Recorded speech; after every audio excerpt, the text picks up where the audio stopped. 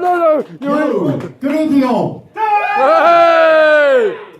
I was up visiting my parents recently in Scotland, and it brought back memories of my young years, which, judging from the colour of my hair, you'd probably guess was long ago. There's me as a young boy, sitting at the breakfast table with my grandfather, and I said, "Grandpa, please could you make a sound like a frog?"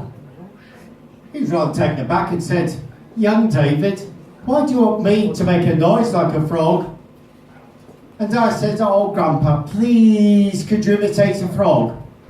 And Grandpa said, "I've every intention of granting you your request, young David, if you tell me exactly why you want me to do such a bizarre thing." And I replied, "Well, the other day I heard Mummy telling Daddy that when Grandpa croaks we can definitely afford to go to Disneyland." Hey!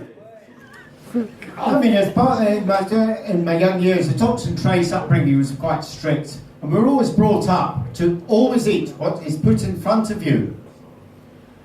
But there was one morning I opened my boiled egg, had a look, and then said, "Daddy, I don't want to eat my egg." And Daddy just said, "David, the batch was brought yesterday, it's definitely fresh. Eat up." Had another look and said, "Daddy, I really do not think I should be eating this egg." And he said, "If you don't eat it up in the next couple of minutes, there will be big trouble." And another look and said, "Oh, now come on, Daddy, must I eat the beak?" Moving on to my teenage years. Would you believe it? It was 40 years ago, last year, I was a 17-year-old boy. Just about coming of age, yes. Would you believe it also? It was last year, it was 40 years ago since Elvis Presley died. And I remember the date exactly. It was the 16th of August, 1977. And I remember the date so well because my pet mouse, Archie, died on the very same day. Yeah. Oh, there were suspicious minds as to why he was responsible for meeting his maker, because he was caught in a trap.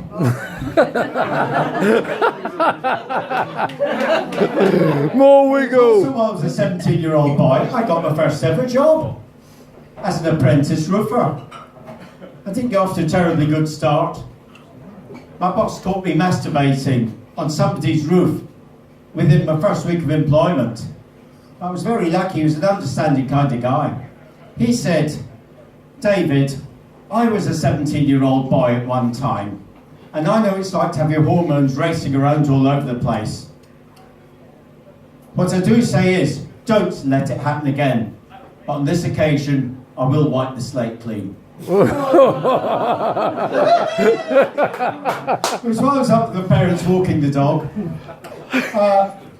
I was walking and saw this man sitting on a tractor in the middle of the field. He was shouting, "The end of the world is nigh! The end of the world is nigh!" I thought it was a madman. Took a bit closer look and I realised it was just Farmageddon. On the subject of farmers, my parents, while I was up with my parents, one of the farmer friends was having a chat with us all, telling us how he's going to divide his farm between his 3 children. He said, "My elder son will get 4 fields. My daughter is getting 2 fields and the farmhouse, and my younger son is getting 1 piece of livestock." And naturally we queried that and said, "Why are you leaving your son so little? Just 1 piece of livestock?" And the farmer replied, "Well, as always, he really gets my goat." Anyway, to finish off, just a little story of when I was in the hospital a few years ago having a hernia repair.